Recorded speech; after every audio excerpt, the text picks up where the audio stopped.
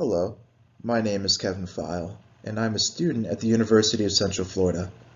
Today, I'll be presenting our work. We conducted a critical review of the literature in the body-worn interpersonal live streaming telepresence space.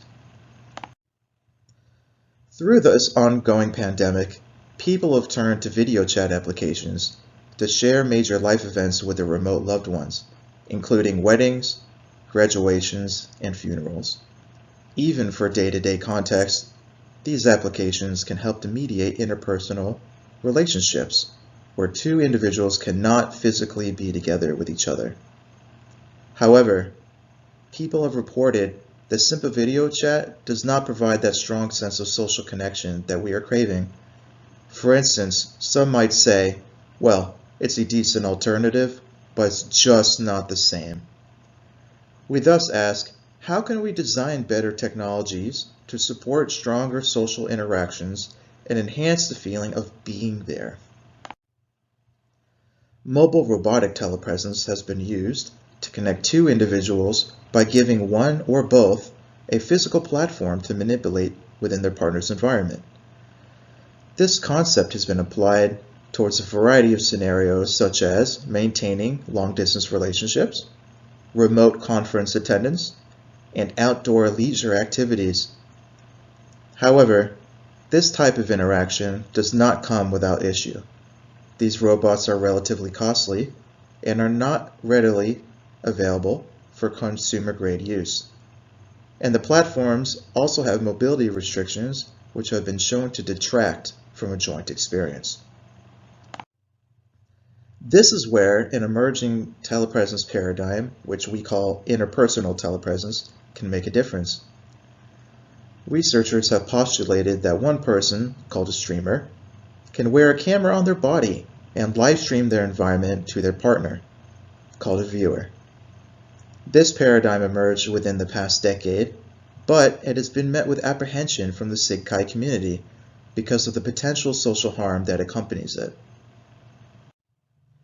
Therefore, we wanted to understand how this paradigm has been tackled by recent socio-technical research to identify the gaps and trends in this field. We asked the following research questions, wanting to understand how social needs can be accommodated and what design recommendations have been made to support these needs. To answer our questions, we performed a systematic literature review of the space. Initially searching through ACM and IEEE libraries, and then cross-referencing sources and citations, we targeted articles published within the previous decade, because consumer-grade mobile video chat emerged around 2010. In our search, the articles must have met the following criteria. They must have described a real-world telepresence experience. They must have described a human-to-human interaction. They must have described an experience where the sharing user or the streamer is non-stationary, in other words, they're mobile. They must have described a recreational context and not a work scenario. They must have described a body-worn device to facilitate the paradigm. And it must have described a one-to-one interaction, not a one-to-many or many-to-many paradigm. We iteratively developed a codebook using a grounded approach. We began with open coding and noted emergent themes. The main dimensions in our codebook span the themes of study metadata, technical factors, and social factors.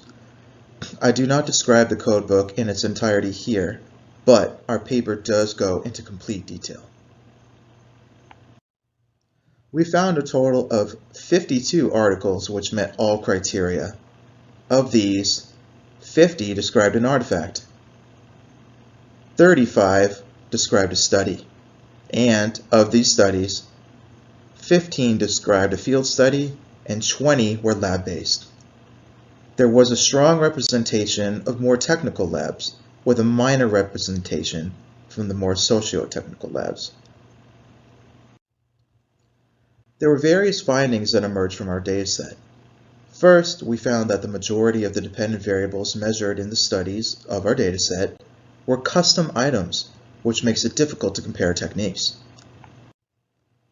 Only 9 articles used pre-validated instruments, and the 2 primary dependent variables were spatial presence and social presence. Spatial presence can be defined as one sense of feeling like they are in a remote environment. On the other hand, social presence is one sense of feeling like they are with another person. These key measurements have been used across all forms of telepresence literature, and future work in the space needs to consider using these pre-validated constructs. One particularly surprising gap we found in our dataset was that prior research barely touched on the social presence for the streamer. Only one article applied this to their methods. This measure should not be reserved just for the viewer. After all, we are designing systems to be used by 2 people, not just one. So therefore, both parties need to be considered. Further, we found a theme in the field studies within our dataset, describing how streamers often felt self-conscious using devices, including simple prototypes. If we continued to add more functionality and thus more devices to a setup, then ultimately, streamers may not want to use them. Ultimately, we envision future telepresence prototypes to be embedded in normal clothing. For instance, augmented reality glasses such as the Google Glass can be used to perform video capture, and the graphic overlays can be used to communicate nonverbal communication that is otherwise lost.